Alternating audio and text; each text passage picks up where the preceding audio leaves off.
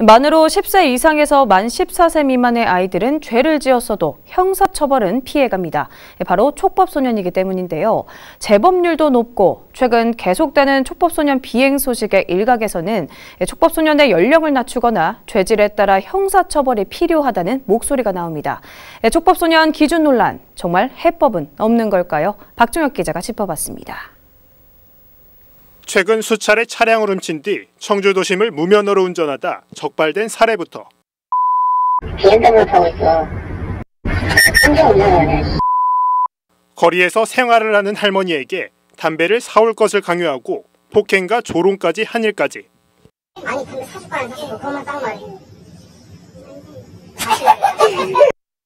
영상에 나온 모습 모두 10대 청소년들이 저지른 일입니다. 연일 나오는 10대들의 범죄 소식에 특히 촉법소년에 관한 법 개정을 요구하는 목소리가 높습니다. 이런 부분이 오히려 언론에 공개가 되면서 이를 악용하는 친구들이 많이 생긴 것 같은데요. 오히려 법 제도적으로 조금 더 개선을 해서 이 친구들이 처벌보다는 좀 더 개선할 수 있는 법적인 어떤 장치를 제공하는 게 어떨까라는 생각을 좀 해봤습니다. 실제로 최근 5년간 형사사건 처리된 만 19세 미만 소년 사범은 감소하는 추세지만 소년부로 송치된 만 10세 이상 14세 미만 촉법소년은 특히 코로나19 시기에 크게 늘었습니다. 형사처벌 대신 대부분 보호처분을 받다 보니 보호관찰 중인 소년범의 재범률은 성인 재범률보다 2배 이상 높은 실정입니다. 촉법소년 중에서도 특히 13세와 12세가 큰 비중을 차지하면서 촉법소년 연령을 낮춰야 한다는 목소리가 나오지만 단순히 나이만 낮추는 것이 근본적인 해결책이 될 수 없다는 게 전문가들의 설명입니다.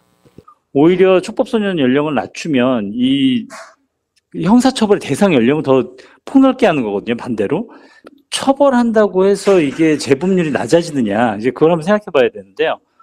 학교장이나 보호자가 촉법소년 사건을 바로 법원에 접수해 보호처분을 받도록 하는 제도가 있지만 현장에서는 대안이 될 수 없다고 말합니다.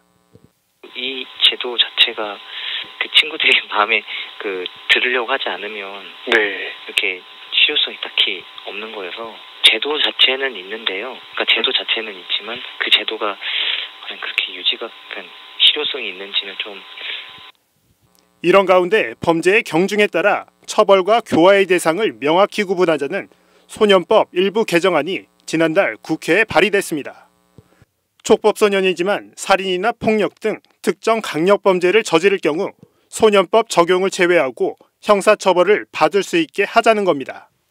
강력범죄를 저지른 그런 촉법소년까지 나이가 어리다는 이유로 면제이 되는 것은 형사정의에 부적합하다. 그 임시조치 대상에 포함해서 신병을 확보해야 된다. 이 주요 골자입니다.